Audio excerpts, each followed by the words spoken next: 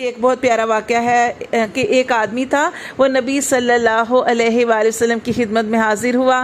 اس نے کہا کہ اللہ کے رسول، میرا بیٹا 2-3 دن سے غائب ہے، وہ مل نہیں رہا، آپ اللہ سے دعا کریں کہ وہ میرا بیٹا مجھے مل جائے۔ قبل اس کے کہ حضور صلی اللہ علیہ وآلہ وسلم اپنے ہاتھوں کو اٹھاتے اور دعا کرتے، ایک شخص نے کہا کہ تمہارے بیٹے کو میں شکل سے پہچانتا ہوں، فلاں باغ میں بچوں کے ساتھ ابھی میں نے کھیلتے دیکھا ہے۔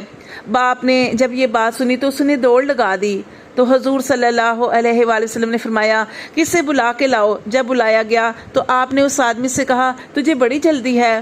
اس آدمی نے کہا کہ یا رسول صلی اللہ علیہ وآلہ وسلم، میرا بیٹا بچھڑا ہے۔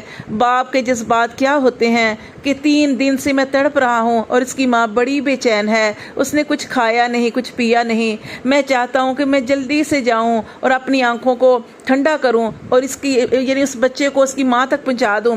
تو آپ صلی اللہ علیہ وآلہ وسلم نے ارشاد فرمایا کہ ضرور جاؤ، مگر تمہیں بلانے کی کوئی وجہ تھی۔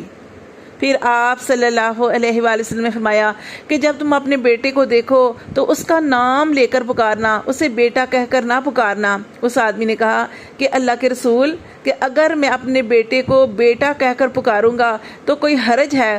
تو آپ صلی اللہ علیہ وآلہ وسلم نے ارشاد فرمایا کہ نہیں، کوئی حرج تو نہیں، لیکن تم نہیں جانتے کہ شاید کھیلنے والوں میں کوئی یتیم بھی ہو۔ جب تم اپنے بیٹے کو بیٹا کہہ کر پکارو گے تو اس کا کلیجہ پھٹ جائے گا، کیونکہ تمہارے لہجے میں بہت مٹھاس ہوگی، اور اس یتیم کا کلیجہ پھٹ جائے گا اور وہ سوچے گا، کاش میرا بھی باپ ہوتا تو مجھے بیٹا کہہ کر پکارتا۔